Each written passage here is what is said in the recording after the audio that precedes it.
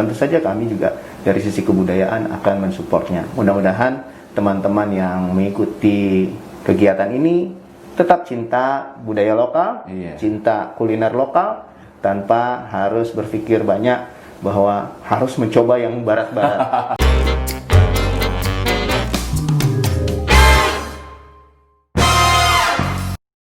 Kali ini bertemu bersama saya, Bapak Jidan, dan saya didampingi sama Bapak Iwan Wardana dari Dinas Kebudayaan Provinsi DKI Jakarta. Saya nggak pakai masker, mau pakai masker juga.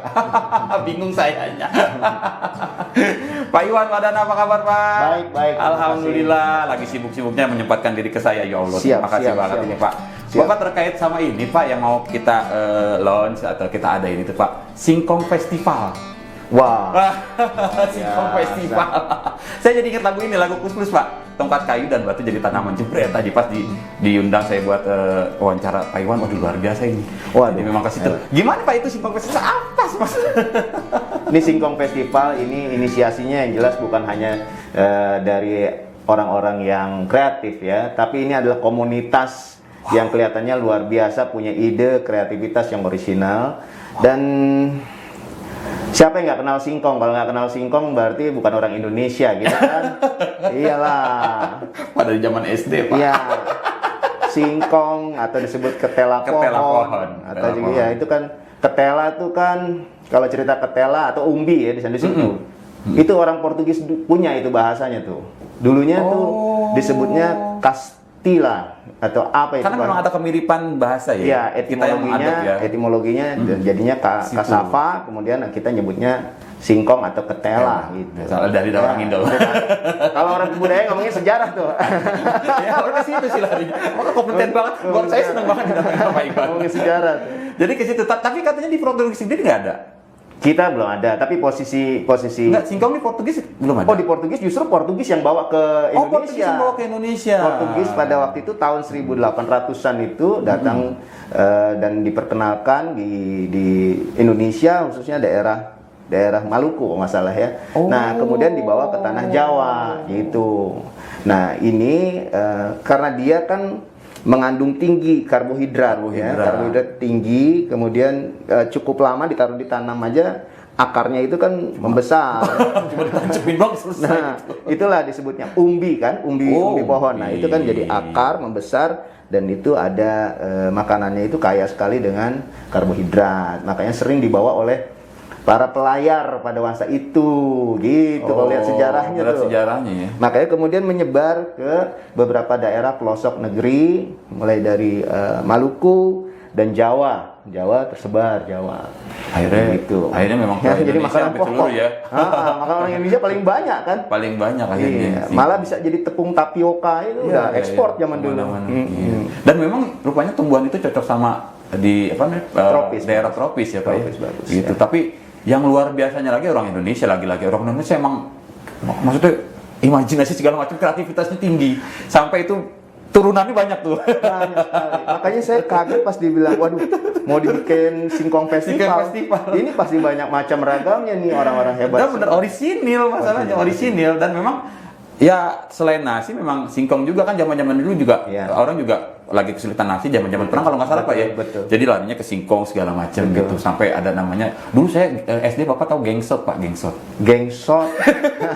Gengsot gaplek. Getuk. Nah, itu kan.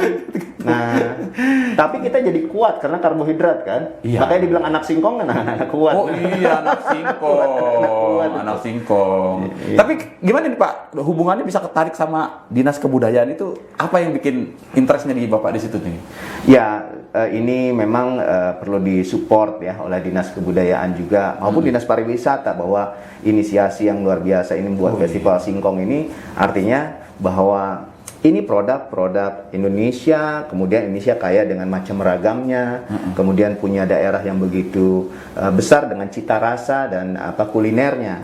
Ini singkong bukan hanya dari akar atau umbinya, daunnya pun bisa kita ambil kan. Jadi kalian ke rumah makan Padang, itu ada tuh kadang-kadang pakai daun singkong. Iya. Ntar ada keripiknya juga Pak, dibikin keripik singkongnya. Bahkan buat anak-anak, daun singkong itu dibuat mainan pewayangan, ingat dibuat Iya, jadi saya flashback lagi. Titir-titiran, itu mainan anak-anak kita itu. Jadi benar-benar luar biasa, apalagi sekarang kehadiran kawan-kawan yang ada di sini untuk membuat berbagai macam cita rasa makanan dalam bentuk dasar dari singkong ini udah membuat kita bangga, bahagia. Di sela-sela makin banyaknya makanan-makanan Eropa, makanan-makanan Barat yang datang ke Indonesia gitu. Dan mungkin kadang-kadang juga orang Indonesia ini suka mengganti tepung dengan tapiokanya segala macam. Jadi dengan kayak tadi saya sempat browsing ya kemarin juga, itu rupanya ada getuk dibikin jadi kue tart gitu. Jadi memang bentukannya jadi bikin menarik sih. Ya. Zaman dulu itu tepung tapioka diekspor ke Eropa atau ke Amerika itu dia untuk dijadikan bahan dasar untuk permen atau gam. Karet. Gitu. Awalnya itu. Jadi kalau pengen bikin lem itu ada tepung tapioka itu. Jadi kalau bapak glukol ya, saya nggak tahu deh apa itu. Lem itu ya banyak kan dari tepung tapioka yang. Jadi sebenarnya primadona dong Pak itu seharusnya. Batangnya. Buat apa lagi? Untuk mukulin anak-anak yang nggak mau pakai masker. dulu zaman guru ngaji Pak. Sekarang batangnya cocok untuk mukulin anak-anak yang pakai masker. Enggak, cuma buat takut doang. Yang nggak pakai masker juga gitu. Ayo. Jadi sempat viral juga. Jadi emang banyak fungsinya juga sih. Dan itu juga nanamnya gampang segala macam dan memang multifungsi juga sih kalau tergantung olahnya juga enak. Kadang-kadang yang di pinggir jalan lagi banyak juga tuh UMKM itu yang jual combro, misro dari situ semuanya gitu. Combro misro itu berasal dari Jawa Barat ya. Iya. Nah, kemudian ada lagi ini demen nih sejarahnya lagi. Kita kalau ngomongin sejarah saya apalagi sejarah tambah makanan. Wah, klop banget. Di Sumatera itu kan juga ada Sumatera daunnya gitu kan bumbu kuning. Betawi juga ada. Betawi ada. Paling banyak Betawi juga banyak kulinernya terutama daun singkongnya. Daun singkong olahannya. Bahkan dicampur sama sekarang asimilasi campur teri. Nanti kita lihat mungkin beberapa karena kan bakal ada festival ya sobat bijak semuanya. Jadi bisa dilihat di sana. Masuk ke agenda disebut DKI. Ya, saya pikir Dinas Kebudayaan perlu melakukan sebuah terobosan ya. Artinya kita tidak lagi berpikir bahwa kebudayaan itu ngomongin masalah kesenian saja, tapi kan banyak orang-orang yang memiliki kapabilitas, punya originalitas terhadap kuliner atau budaya-budaya lokal, misalnya ya seperti tadi makanan-makanan lokal di Betawi juga banyak kan makanan-makanan lokal. Iya. Nah, ada kemungkinan kan saya berpikir, saya liar kadang-kadang Pak Iwan otaknya. Pasti ada kemungkinan disebut DKI bekerja sama dengan daerah-daerah yang lain. Sebab kan ini mungkin pilot project di sini ya Pak ya. Jadi memang ada kemungkinan begitu Pak. Karena rupanya tadi info juga sudah ada 50-an peserta dan bukan hanya dari Jabodetabek saja. Itu udah dari luar kota tadi infonya begitu, berarti saya bilang memang ada olahan ya kayak dari Sumatera aja kan daunnya segala macam kan bisa diolah juga itu. Ya, memang untuk dari sisi kuliner tidak bisa dibatasi oleh secara administrasi. Nggak bisa dibatasi oleh administrasi daerah, gitu kan? Tergantung dengan tipologi daerahnya, kemudian kemampuan alam dari masing-masing wilayahnya, kemudian cita rasa orang yang diam di sana juga kan, atau yang asli di sana kan tentu punya ciri dan karakter sendiri, sehingga ya untuk kawasan Jakarta mungkin ya tidak mungkin ada perbedaan yang terlalu jauh dengan wilayah-wilayah lain. Ada Bekasi, satu rasa ya. kurang lebih sama lah. Tangerang segala macam sama. Tapi kalau kita sudah mengarah ke wilayah mungkin luar Jawa, itu udah berbeda dia. Karena kan punya kandungan rasa, keadaan kondisi alamnya yang belum tentu sama dengan ada yang di Jawa. Kurang lebih itu sih. Rencana di mana Pak itu festivalnya? Saya sih ngikut dengan panitia saja. gitu. Ya, panitia. Karena saya nggak bisa jalan sendiri nih. Panitia, panitia adalah orang-orang. Kami memang minta restunya sama minta dukungannya. Tapi kalau memang diputuskan bersama itu lebih baik. Kalau boleh saran, saya juga senang. Misalnya ada pusat perkampungan budaya Betawi di Setu Babakan, itu di kami punya. Kemudian Babakan. ada beberapa tempat yang baru. Yang perlu diperkenalkan kepada publik. Salah satunya misalnya di Jakarta Timur itu ada gedung Taman Benyamin Sueb.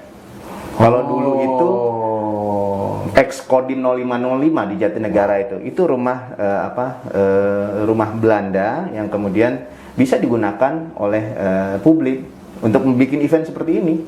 Ya kalau sedang itu sudah lewat pandemi sih mudah-mudahan cepat berakhir. Udah normal lagi bisa dipakai Pak ya. Ada perizinan Pak ya paling. Ya kita doakan saja pandemi ini cepat selesai. Amin, karena kita mesti tangguh, mesti sabar dan mesti tabah juga dengan kondisi ini. Ya. Teman-teman yang kreatif sih Pak udah mulai itu di Instagram segala macam sosial media dia udah bikin begitu. Udah selesai ini langsung tinggal ngomongin Pak Iwan aja kalau kanan. Ya memang orang yang punya jiwa seni, punya kreativitas tidak bisa disuruh diam di rumah. Mereka tidak bisa diam di rumah karena karya-karya, ide-ide itu pasti keluar selama di rumah. Makanya bersyukur saja ada kegiatan ini Festival Singkong tentu menambah mereka yang diam di rumah untuk berkreasi. Saya berterima kasih banyak juga sama kawan-kawan yang mensupport ini. Alhamdulillah. Teman-teman yang nanti ada usaha kuliner di bidang persingkongan ini bisa terbang keluar Jawa, keluar Jakarta, se-Indonesia. Pengennya sih roadshow loh Pak, bener. Karena memang idenya gila banget. Mungkin Pak An bisa sponsoring juga maksudnya dari support dari ini kan Jakarta nih. Ya jelas Dinas Kebudayaan akan mensupport lahir batin. Mudah-mudahan insyaallah. Bisa mungkin juga nanti juga teman-teman sobat-sobat bijak nanti Pak An juga bisa mungkin mengarahkan ke bidang UMKM-nya kah segala macam gitu nanti kan diarahkan ke sana. Jadi memang bersinergi ya majulah kita udah capek tiduran mulu rebahan. Betul. Udah capek rebahan. Ini Pak ada pesan-pesan gak nih buat sobat-sobat mulai yang memang mau mulai kah atau memang lagi kondisi saat gini nih Pak nih kan juga memang nggak bisa dihindari Pak ya, kita juga nggak tahu tiba-tiba terjadi kondisi saat ini. Mungkin kalau saya bilang akan di titik akhir dari pandemi ini mudah-mudahannya persiapan kondisi normal. Ya oke. Ya pertama-tama situasi pandemi COVID-19 ini memang membuat kita saling introspeksi. Misalnya introspeksinya apa?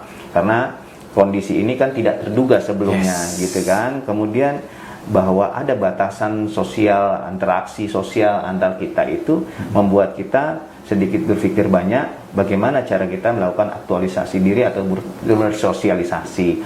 Nah, kami di Dinas Kebudayaan tentu saja berharap banyak kepada warga Jakarta dan sekitarnya yang sedang mengalami kondisi pandemi COVID-19 untuk tetap patuh, sabar, dan taat dengan kondisi ini, gitu ya, harapannya itu. Tapi biarkanlah waktu ini berjalan dengan karya ataupun ide kreasi yang ada. Nah, jangan hanya diam di rumah. Solusi-solusi yang ada seperti ini akan memberikan jalan atau solusi untuk kreativitas semua orang.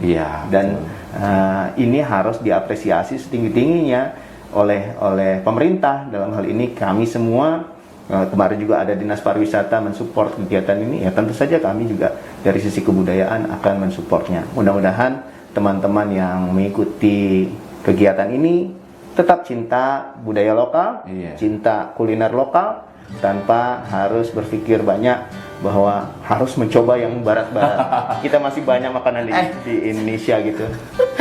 Jadi kepikiran loh. Coba roti buaya dibuat dari singkong, bisa nggak? Bapak Iwan, terima kasih. Saya udah jadi bintang tamu di sini. Terima kasih buat supportnya juga kita. Sukses selalu untuk bijak. Amin. Demikian sobat bijak dari Pak Iwan, udah banyak yang kita dapat di sini. Salah satunya juga jangan menyerah, tetap berkreasi. Kan bisa di rumah pakai singkong segala macam. Satu hal lagi tadi yang bisa saya garis bawahi bahwa kesenian bukan cuma kesenian itu toh, tapi kesenian buat bikin kuenya segala macem. Nah itu juga bisa dirakit dengan kebudayaan. Tadi saya bilang roti buaya bisa dong diganti sama singkong. Itu kan kebudayaan Betawi itu. Dihajar aja sama singkong. betul sekali. Tetap singkongnya. Terima kasih telah menyaksikan acara ini. Saya Bapak Jidan dengan Pak Iwan. Terima kasih Pak Iwan. Selamat siang. Bapak Iwan atur nuhun. Luar biasa. Sukses. Sukses Pak Iwan. Amin.